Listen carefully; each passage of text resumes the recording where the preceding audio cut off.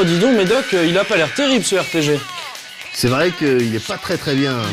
Pourtant, c'est pas si difficile de faire un bon JRPG. Ah bon? Tu sais comment faire toi? Bien sûr. T'inquiète pas, je vais te montrer. Viens avec moi. Allez Marcel, on s'active. Time Battle.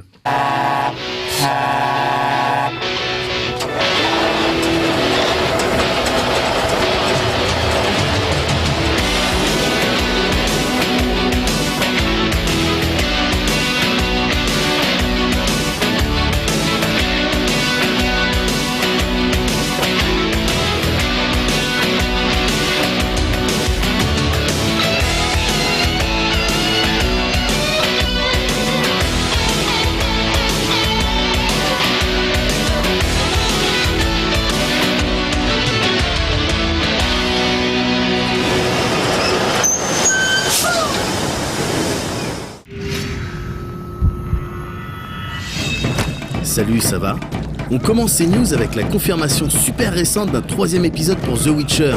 Et c'est à travers le site The Nexus News que l'on apprend que CD Projekt bosse d'ores et déjà sur la suite directe des aventures de Geralt de Rive. On sait donc que les événements se dérouleront juste après la conclusion du 2e épisode et que le sorceleur devra se rendre à l'empire de Nilfgaard où se trouverait Yennefer, celle qui semble être la clé de son petit souci de mémoire. On sait également que la chasse sauvage tentera toujours de lui mettre des bâtons dans les roues. Pour le moment, le jeu a été annoncé pour 2014, mais comptez sur nous pour vous tenir au courant dès que des infos tombent.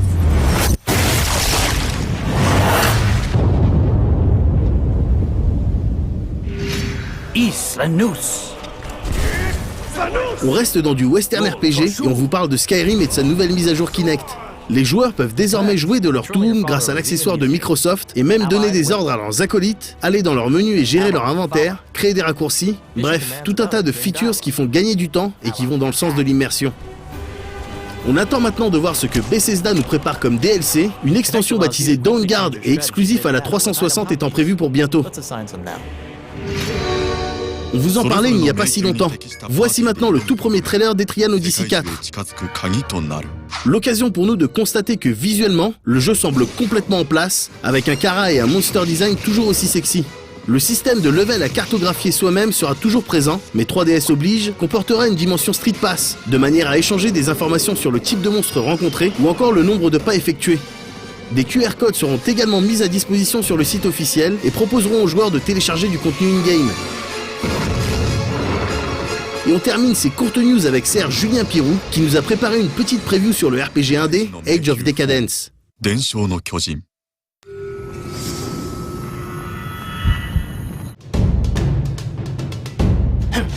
Les téléspectateurs les plus assidus se souviennent peut-être avoir vu dans les news de 100% la preview d'un RPG 1D nommé The Age of Decadence. C'était il y a un peu plus de 2 ans, alors que les développeurs, Iron Tower Studio, venaient de sortir une démo centrée sur le système de combat.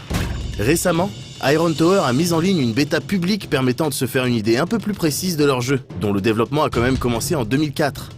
Ouais, ça commence à remonter. Il faut dire que l'équipe au travail sur The Age of Decadence est vraiment une toute petite bande de passionnés qui développent le jeu sur leur temps libre, en marge de la vraie vie. Fatigués des RPG toujours plus orientés action et nostalgiques de la grande époque des jeux Black Isle Studios, avec les premiers Fallout ou Planescape Torment, l'équipe cherche à ressusciter une certaine philosophie du RPG PC, avec un monde riche et vaste, une grande liberté d'actions et de choix, et des combats au tour par tour mettant l'emphase sur l'aspect tactique. Cette bêta publique permet de prendre la pleine mesure du sérieux de ses ambitions. The Age of Decadence prend place dans un monde ressemblant à notre antiquité. Un empire, qui ne s'appelle pas l'Empire romain mais qui y ressemble, a jadis mené une guerre dévastatrice contre le royaume oriental de Kantar. Personne ne sait trop ce qu'il s'est passé. D'après certaines légendes, dieux et démons se seraient mêlés au conflit, et ce dernier aurait alors pris une tournure apocalyptique. Les événements de The Age of Decadence se déroulent quelques siècles après cette guerre. L'Empire est une nation à l'agonie, grignotée petit à petit par des hordes de pillards et déchirée de l'intérieur par les conflits politiques entre des maisons nobles qui tentent de s'en approprier les restes. C'est une époque où la morale n'a plus vraiment d'influence sur les affaires, où il est facile de se retrouver avec un poignard entre les omoplates. Le joueur, lui, débute son épopée dans la petite ville de Théron. Il devra créer son personnage de toutes pièces, choisissant parmi plusieurs professions, comme mercenaire, vagabond ou érudit. Tout commence par la mort de Gracius, un marchand de passage en ville. La manière dont le joueur va se retrouver impliqué dans cette mort diffère selon la profession choisie. Ainsi, un vagabond débutera l'aventure à l'auberge, dans la chambre voisine de celle de Gracius, et sera réveillé en pleine nuit par des bruits de lutte. Un mercenaire aura été engagé par Gracius pour assurer sa sécurité, mais ne parviendra pas à stopper les assassins. L'érudit quant à lui aura été recruté par le marchand pour expertiser un artefact trouvé pendant ses voyages. Quoi qu'il en soit, le joueur se retrouve en possession d'une vieille carte trouvée par Gracius qui semble indiquer la position d'un temple dédié à l'un des anciens dieux. Et à partir de là, l'aventure commence. Cette bêta publique permet déjà de constater la richesse des embranchements proposés lors d'une partie. Selon ses compétences, des options de dialogue inédites apparaîtront, voire des événements entiers. La plupart des quêtes peuvent être totalement évitées et résolues par la discussion si le joueur se montre assez persuasif. On retrouve ce qui faisait le sel des jeux estampillés Black Isle ou Troika Games, comme Fallout ou Arcanum. On retrouve aussi la possibilité de s'allier à différentes guildes ou organisations, donnant accès à différentes arborescences de quêtes. On apprécie tout particulièrement la possibilité de jouer un vrai fils de catin et de se livrer à l'assassinat, au racket ou à l'extorsion. Un autre aspect important de The Edge of Decadence est le combat. Celui-ci se déroule au tour par tour et se révèle particulièrement brutal. Il est en effet très facile de mourir dès qu'on se retrouve face à plus d'un adversaire. Ce n'est pas un jeu où le joueur est une espèce de super-héros capable de trucider des armées entières d'un seul moulinet d'épée.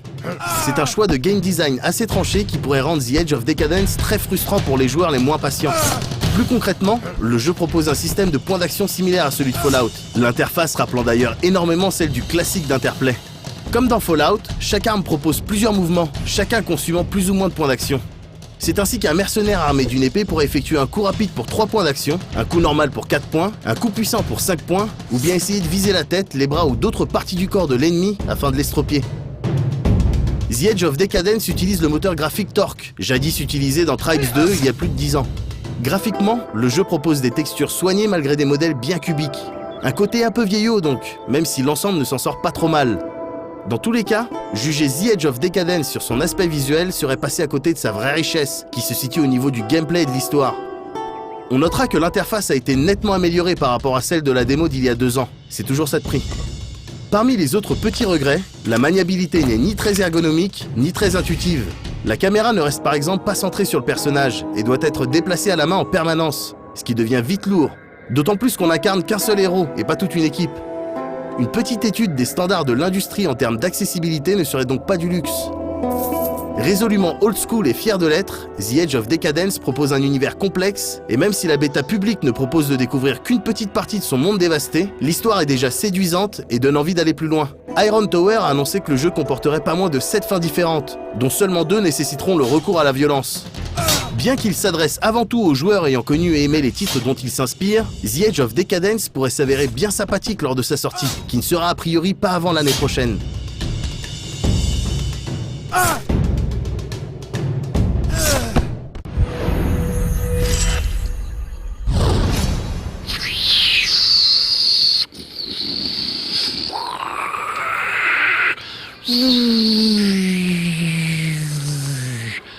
Alors Médoc, comment on fait pour faire un bon RPG japonais? Parce que là je suis dehors et pour l'instant je vois rien. Pas d'inquiétude Moguri, c'est tout à fait normal. Tout d'abord, pour faire un bon JRPG, il te faut des personnages et un scénario, une histoire si tu préfères. Et dans ce domaine, on n'a pas vraiment le choix. Soit on opte pour un jeune adolescent qui part faire sa quête initiatique, comme Van de Final Fantasy XII par exemple, soit alors on opte pour un personnage torturé qui arrivera à résoudre ses problèmes à travers l'amour ou l'amitié, comme Faye de Xenogears. Et parfois même, on pourra avoir les deux en même temps, comme Squall de FF8. Mais dans tous les cas, il s'agira toujours de sauver le monde. Alors si je comprends bien Médoc, je dois choisir entre ces 2 profils. Très bien, je vais prendre la quête initiatique alors. On y va! Oula, pas si vite Moguri. Tu dois d'abord commencer ton aventure en te réveillant dans un lit. C'est vrai ça Médoc? Eh oui! Et si possible, tu dois être amnésique et porter un pendentif spécial. Ah bon? Bah dis donc, on n'est pas sorti de l'auberge. Eh, l'auberge, t'as compris? Oui, on a compris.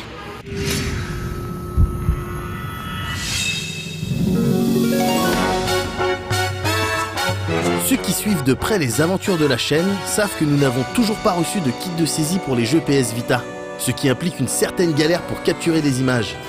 Aussi, compte tenu de la nature du jeu critiqué présentement, c'est-à-dire un portage sur une portable d'un titre déjà sorti il y a Zion, je vais me permettre en tant que chef du role-playing gang de déclarer cette critique comme étant flash. Qu'est-ce qu'il y a ?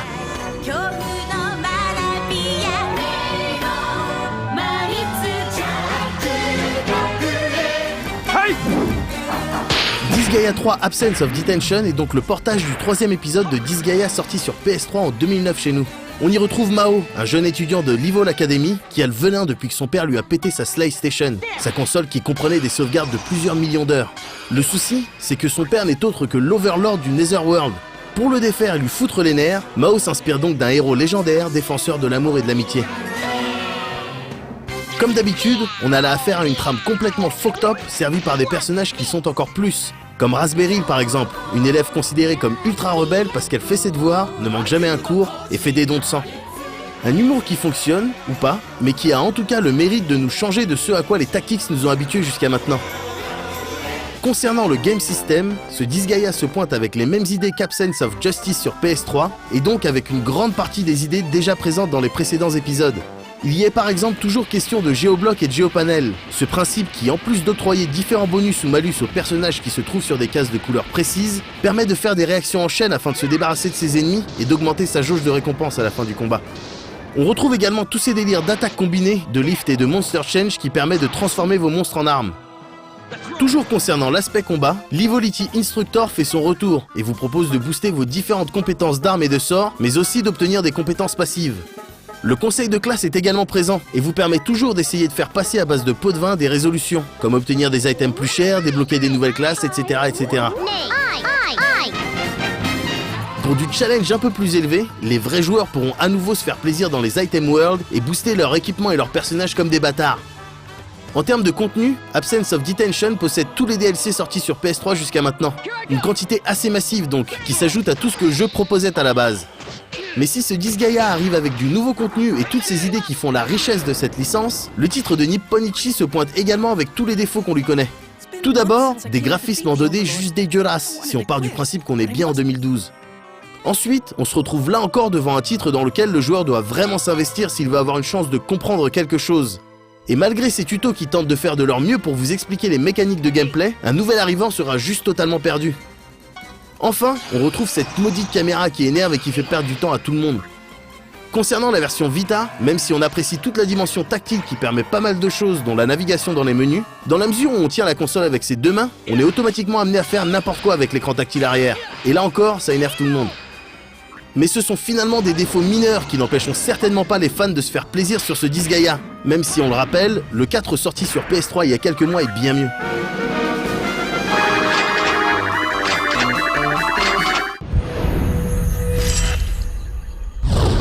Alors là, je me trouve en pleine phase d'exploration. Il faut savoir que je peux me faire attaquer à tout instant.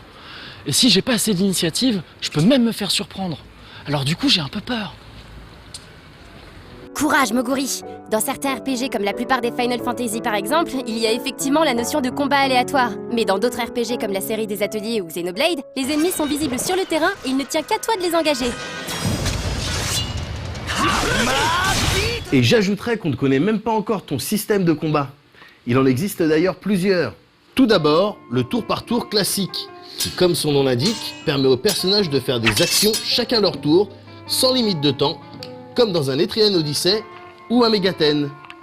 Dans cette catégorie, on pourra mettre les tactics, dans lesquels il faudra également prendre en compte les déplacements, la position des personnages, ainsi que les paramètres de terrain.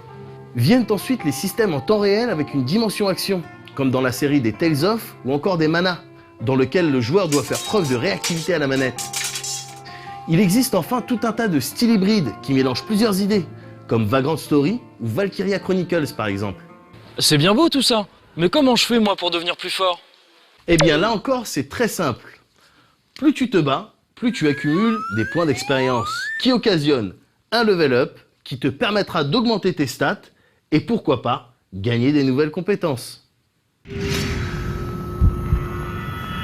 Alors pour cette EXP, j'ai décidé de donner une petite dimension journalisme total. C'est la raison pour laquelle je me trouve à Nanterre en fait, juste à côté des studios Cyanide. Cyanide, si vous suivez un petit peu XP, vous savez que c'est le studio en charge du développement du RPG estampillé Trône de Fer, donc évidemment ça nous intéresse. Et donc c'est la raison pour laquelle on va aller dans le studio et puis on va poser les questions qui vont bien. Allez, c'est parti. Non, viens avec moi, viens avec moi. C'est donc à Cyanide que nous avons pu rencontrer une partie du staff en charge du RPG Game of Thrones. Un projet ambitieux dans les mains d'un petit studio qui travaille sur ce titre depuis plus de 3 ans. Cette visite a été l'occasion de constater que l'on a affaire ici à de vrais passionnés de jeux de rôle sous toutes ses formes, mais aussi et surtout à des die-hard fans de l'univers créé par George Martin. Moi en fait j'ai découvert la licence par les bouquins il y a un bon bout de temps puisque j'ai commencé à les lire avant de rentrer à Cyanide, donc il y a plus de 6 ans. Donc ça c'était mon premier contact avec la licence. Ensuite on a pas mal joué aux jeux de plateau. Moi j'aime bien les jeux de plateau. À chaque fois que je jouais aux jeux de plateau je me suis embrouillé avec tous les gens avec qui j'ai joué. Donc on a un petit peu arrêté de jouer mais j'aime beaucoup le jeu de plateau. Donc la première approche du Trône de Fer ça a été il y a 6-7 ans. Quand j'ai ramené à Cyanide le jeu de plateau et auquel on jouait le midi ensemble, entre nous, au jeu de plateau. Après seulement, j'ai lu les bouquins et j'ai pas joué au jeu de cartes. Pour des personnes qui s'intéressent à la fantasy, le Trône de Fer font partie des noms, des sagas à lire, donc c'est incontournable. Patrick, le directeur de Cyanide, en avait déjà parlé en fait et il avait déjà dit que c'était un très bon livre et donc nous on a dit ok, en papotant en fait c'était avant tout venu par des discussions et donc du coup je m'y suis intéressé et ensuite est arrivé le fait qu'on a eu la licence et là du coup il y a eu un engouement, on s'est dit c'est vachement bien, du coup on s'est intéressé et là ça a pris de l'ampleur. Notre patron adore la licence par les bouquins lui aussi et il avait déjà contacté George Martin pour lui proposer de travailler ensemble sur ce jeu de rôle. Cela faisait effectivement pas mal d'années que Cyanide cherchait à acquérir la licence, et ce avant même la hype récente générée par la série télévisée. Une fois la licence obtenue, une relation de travail s'est donc installée entre George Martin et le studio. Une collaboration qui a tourné essentiellement autour des aspects narratifs et graphiques du jeu, que l'auteur validait au fur et à mesure de leur création. C'est pas vraiment un joueur de jeux vidéo. Il a 63 ans, 64 maintenant. Il est pas trop dans le gameplay. Lui il est plus dans l'histoire, c'est son truc, c'est ses livres et tout. Donc on a beaucoup travaillé là-dessus, sur la cohérence avec son univers, sur le fait que lui-même était impliqué sur le fait que, en fait, qu'est-ce qu'on raconte quoi. Est-ce que c'est sympa, est-ce que c'est intéressant, est-ce que ça s'implique bien, est-ce que c'est une vraie valeur ajoutée pour les fans. Et oui, la réponse était oui évidemment. C'est pour ça qu'on a mis un an à l'écrire, c'est parce qu'on a vraiment passé du temps pour être sûr que ça soit vraiment un objectif qui soit atteint. Donc voilà, au niveau de l'histoire, il a fait beaucoup de retours. Au niveau de même, tu vois, ça va dans les détails, genre les noms des personnages. Pour lui, c'était hyper important. Donc chaque nom de personnage, même, on vérifie avec lui. According to Maester Martin, Valar raised the castle, and Lord Halton is dead. Il a une approche qui est hyper créatrice. C'est-à-dire que à aucun moment donné, il n'a été frustrant. Il a toujours été dans notre sens, dès le simple fait qu'il a compris que sa licence, on allait la respecter, on allait respecter les codes, on n'allait pas dire aux personnages qu'on utilisait de sa licence n'importe quoi, ils n'allaient pas mourir, ils n'allaient pas... Voilà. Tout ça, nous, on s'est assuré de le respecter. Dans tous les entrelignes, nous, on a pu développer ce qu'on voulait et lui nous a poussé et aidé dans ce sens-là. Il n'a été absolument pas castrateur sur aucun point de l'étape de création. Donc là-dessus, ça a été franchement super agréable. His mother is dead. She was assassinated by Valar. Quelque chose sur lequel il a donné beaucoup de feedback, c'est aussi le visuel. Parce qu'évidemment, lui, il décrit des choses dans les bouquins. Et je sais pas si tu es au courant, mais il y a des livres, des artworks, des book of artworks de son univers. Il y en a déjà 2 qui sont sortis, on est dans le 2e d'ailleurs. Qui sont en fait des gens, n'importe qui, des artistes professionnels ou pas, qui ont fait une représentation de ce que eux pensaient être. Et donc toutes ces représentations sont validées par George Martin. Et ce qui est très intéressant quand tu regardes sur Artbook, c'est que tu vois que tout le monde a une vision différente de tout quasiment. Et donc il a fallu essayer de travailler sur une vision commune avec George Martin, de se dire, bon bah là il y a déjà eu 10 trucs de créer, nous on a créé un 11e en s'inspirant beaucoup du 3e et du 7e et en apportant nous-mêmes notre propre touche. Est-ce que, parce qu'on pense que c'est vraiment le plus cohérent et le meilleur visuellement, est-ce que toi ça te plaît, oui, non, pourquoi, bon bref. Et donc voilà, il y a eu pas mal d'itérations à ce niveau-là. Notamment au niveau des environnements, on a scrupuleusement respecté la licence. On a également beaucoup décortiqué comment l'auteur décrivait ses environnements. Par exemple pour Blackcastle, où chaque bâtiment en fait a été localisé en fonction des descriptions de l'histoire qui s'y déroule dans l'œuvre. Donc le placement des bâtiments n'a pas été fait de façon aléatoire. Par exemple la commanderie se place à la bonne position par rapport au réfectoire ou la tour d'Aemon ou ainsi de suite. Chaque bâtiment important en fait ont tous un emplacement qui respecte scrupuleusement ce que l'auteur a décrit. L'environnement créé, la cartographie de Westeros a été également scrupuleusement respectée. Notamment, on parlait tout à l'heure d'environnements qui ont été inventés et rajoutés à la licence.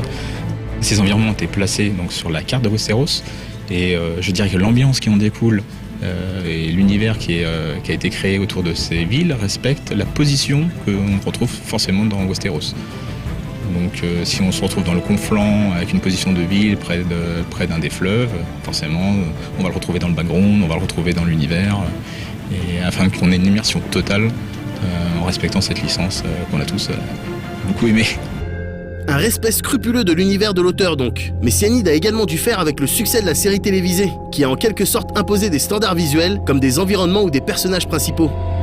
Ce qui était important pour nous, c'était le niveau image de marque. Les fans qui ont lu le bouquin, de toute manière, ils étaient, entre guillemets, acquis. Ils savaient qu'un jeu vidéo allait sortir dans l'univers de ce qu'ils ont adoré lire. Il n'y a pas de problème pour eux, on n'aurait pas eu grand-chose pour les convaincre. Par contre, ce que fait la série, c'est que ça a apporté au grand public la lecture de cet univers-là. Et eux, maintenant, ils ont déjà une première image de cet univers-là. Et nous, notre but, c'était de ne pas arriver en disant, en fait, c'est la même chose, mais regardez, tout est différent. Donc on a défini un espèce de cahier des charges pour savoir qu'est-ce qui définissait la licence, qu'est-ce qui était essentiel dans la licence HBO. Donc c'est pas A Game of Thrones, c'est Game of Thrones. Et donc il y a le nom, il y a la musique, il y a le logo, les bannières, les tabards, le trône, qui est une icône, et les visuels des personnages principaux. Nous, on a commencé le développement il y a à peu près 3 ans et on n'avait aucune idée qu'une série télé était en cours. À peu près 1 an de dev après qu'on ait commencé, HBO arrive avec sa série et là ça change effectivement un petit peu la donne parce que nous avons une interprétation par rapport au livre, mais au-delà des livres, maintenant HBO vient imposer un visuel. Afin de ne pas perdre l'ensemble des personnes qui ont affaire à cette licence, notamment via la série télévisée, on a été obligé de modifier quelques aspects graphiques, que ce soit sur les personnages mais également au niveau des environnements, afin de se rapprocher, de concorder, avoir une similitude justement avec ce support visuel qui sortait avant nous en fait finalement. Du coup, vu qu'un visuel nous était imposé, on était forcément obligé de s'en rapprocher. Surtout qu'elle a eu un grand succès. Je pense que dans la globalité, dans la mentalité des gens, en fait, ce visuel s'est imposé et que pour nous ne pas nous retrouver un peu en marge, en fait, on se devait de rectifier le tir. Par exemple, nous avons le trône de fer. Typiquement, nous avions des first design, des premiers designs sur ce trône où on avait une approche et une vision relativement complètement différente de ce qu'a fait HBO. Et quand c'est arrivé, il a fallu tout recommencer, clairement. Et effectivement, le trône de fer, c'est un des éléments emblématiques de la licence. Donc, typiquement, ça a été refait complètement à l'image de ce que HBO avait fait. Et donc, sur tous ces points-là, on a travaillé avec eux. Ils nous ont envoyé des datas, on les a modélisés, on les a renvoyés pour savoir si ça plaisait, si les acteurs étaient d'accord. On a contacté les agents des acteurs pour pouvoir les enregistrer, pour avoir les voix officielles des acteurs de la série US et dans les autres pays, les traducteurs, donc les doubleurs officiels de la série pour qu'ils aient exactement à chaque fois dans chaque pays la bonne voix par rapport au personnage. L'histoire de Game of Thrones, le RPG, mettra en avant 2 personnages créés par Cyanide. Alistair, un prêtre rouge, et Morse, un frère de la garde de nuit. Et si on ne sait pas encore exactement ce qui nous attend en termes de scénario, on sait toutefois que l'équipe a passé 1 an à imaginer une trame et des personnages susceptibles d'accrocher ceux qui suivent de près cette série. Nous, on est des fans donc, de l'auteur, et on est des fans de l'univers qu'il a créé. Et comme on l'a dit, nous, notre volonté, c'était vraiment d'amener une histoire au next level, d'essayer vraiment d'apporter une histoire qui était exceptionnelle, et l'univers s'y prêtait bien. Du coup, on s'est mis beaucoup de pression, je crois, dès le premier jour, en se disant grosse licence, grosse qualité narrative, va falloir faire au moins aussi bien, c'est le but.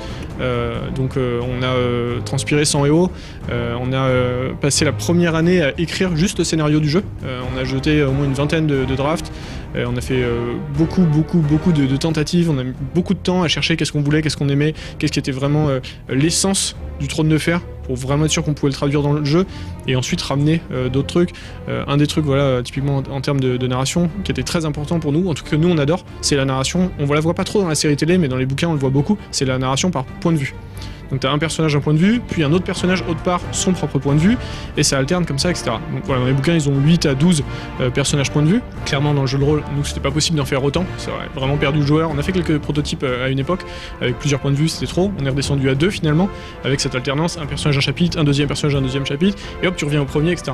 Et ça justement ça remplit complètement ce dont tu parlais tout à l'heure, à savoir le principe de cliffhanger, où c'est monté un peu comme une série télé, à la fin de chaque chapitre, t'as envie de savoir la suite, mais hop tu rebondis sur le deuxième personnage, et quand c'est fini, t'as envie de savoir la suite, oh cool, je reviens enfin au premier, donc je vais enfin pouvoir savoir ce que... Donc voilà. Donc nous, voilà, les twists, les révélations, les cliffhangers, on a vraiment travaillé pour qu'il y en ait dans le jeu. On parlait de Planescape tout à l'heure, tu vois, voilà, il y a de la révélation, il y a du twist quoi. Et maintenant on voit des RPG qui sortent sans twist. Moi et Tom, ça nous fait halluciner. On se dit mais comment tu peux sortir un RPG sans twist? C'est plus possible. On avait vraiment défini des piliers, le fait de découper par chapitre, finir sur les cliffhangers, avoir tant de personnages principaux, tant de héros, les twists, on les a définis. Enfin voilà, l'élaboration de toute cette architecture là, ça nous a pris 1 an. Donc ça a été dur, mais dur du côté créatif. Donc c'est dur et fun. C'est à refaire. Game of Thrones donne dans le style RPG, un choix qui semble s'être naturellement imposé à Cyanide lorsqu'ils se sont attaqués au projet.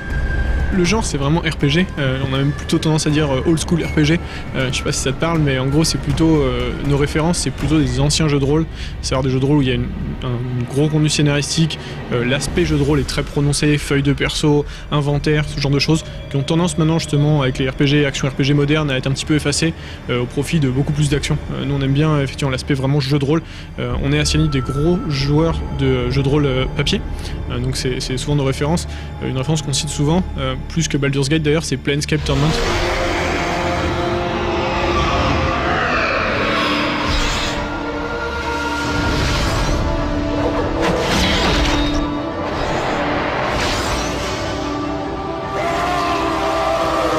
C'est vraiment notre jeu, un de nos jeux phares. Et donc c'était notre grande référence quand on a commencé à travailler là-dessus. Et pourquoi jeu de rôle pour cette licence? Comme je l'ai dit tout à l'heure, c'était important pour nous d'étendre l'univers et de pas créer un jeu où tu joues l'histoire. Les deux raisons, c'était qu'on voulait à tout prix faire vivre aux joueurs une nouvelle histoire, et surtout on considérait ça comme pas très intéressant de rejouer une histoire dont on connaît déjà la fin. À Cyanide, on est très histoire, c'est vraiment quelque chose qui est très important dans les jeux vidéo, qui est souvent un peu sous-représenté malheureusement, et donc on s'est posé beaucoup de questions sur comment faire vivre aux joueurs une belle histoire, et la première réponse c'était certainement pas en lui faisant revivre une histoire qu'il a déjà lue ou déjà maintenant vue dans la série télé.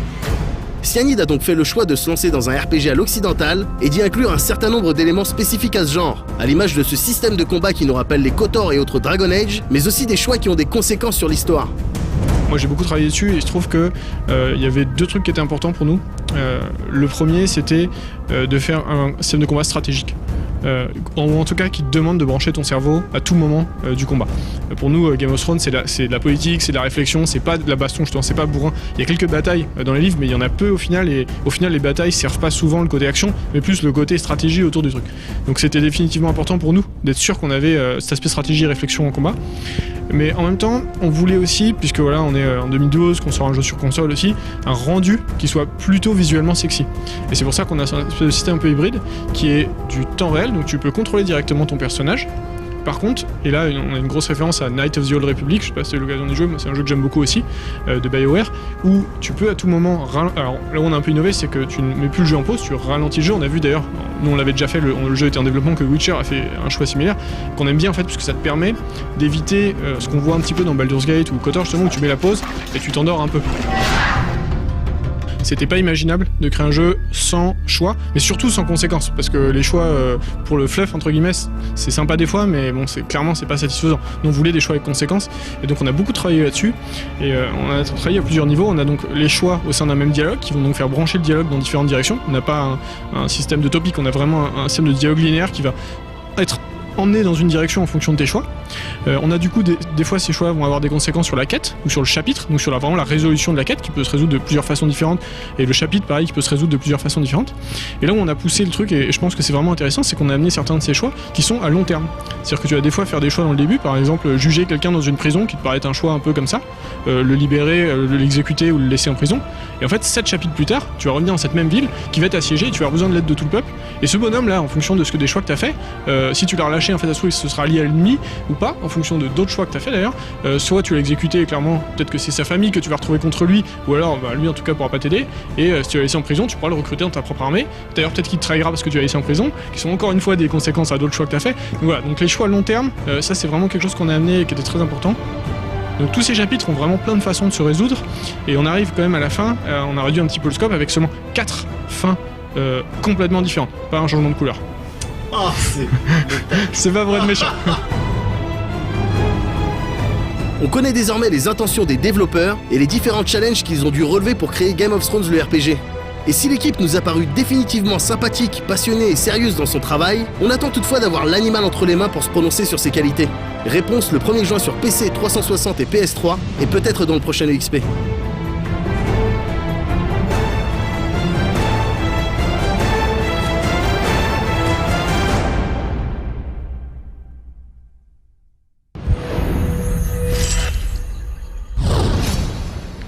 Alors derrière moi se trouve l'église. L'église, c'est un bâtiment dans lequel on trouve souvent des points de sauvegarde. Et la sauvegarde, c'est ce qui permet de recharger sa partie et de ne pas recommencer depuis le début à chaque fois qu'on rallume sa console. C'est pratique ça, Médoc, pas vrai? Tout à fait, Moguri. Et en plus, ça permet de faire n'importe quoi à la fin d'une longue session de jeu sans en subir les conséquences. Par exemple, Moguri, essaye de faire de la merde pour voir. Ok. Oh, bonjour mademoiselle. Dis donc, il n'y a pas beaucoup d'étoiles aujourd'hui. Est-ce que ce serait pas parce que vous les avez toutes prises pour les mettre dans vos yeux? Non, ouais, visiblement ça marche pas. C'est pas grave, je vais réessayer. Ah, excuse-moi, tu peux m'aider, j'ai super mal. Je crois que je me suis fait mal en tombant Morgane de toi. Ah, je suis super croque, franchement. Ah, je comprends pas, bah, je réessaye. Ok Médoc, cette fois c'est bon. Excusez-moi mademoiselle, vous trouvez pas que c'est un petit goût de GHB?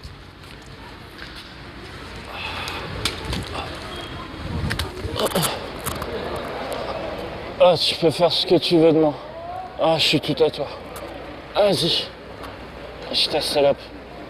Ah. Ah. Ok, on va faire une dernière tentative. Excusez-moi, vous trouvez pas que ça sent un peu... Il y a une petite odeur de chloroforme en fait. Dis donc les garçons, il s'agirait de pas terminer l'émission en tôle tout de même.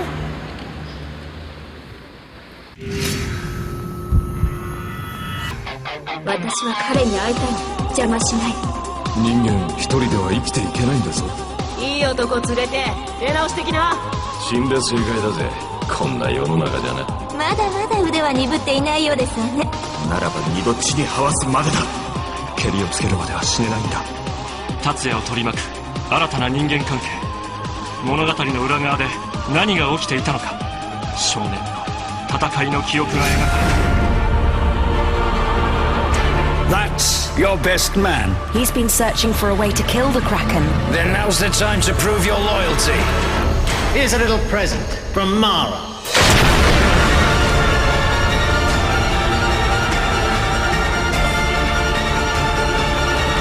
I can feel the fight coming. Tell everyone we're in for a rough voyage. Perhaps there's a glorious future in store for piracy after all.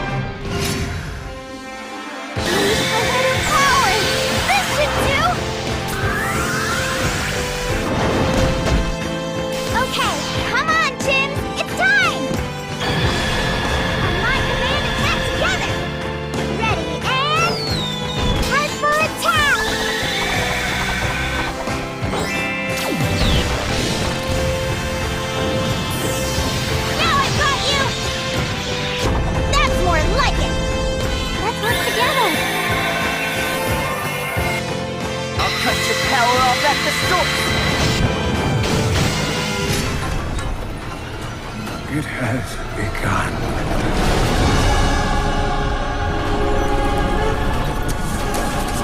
Leave it, Uncle. It's not important.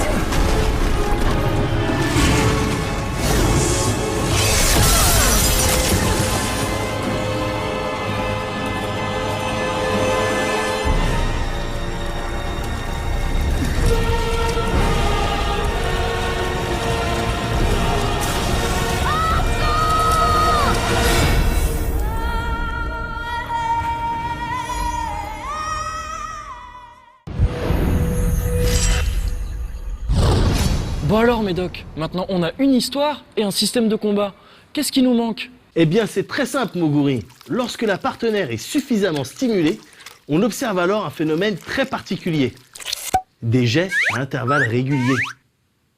Ce phénomène est appelé le squirting. Médoc?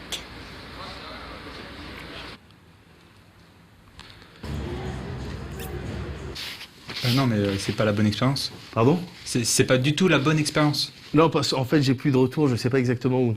Il y a un conducteur quelque part, je sais pas où on en est,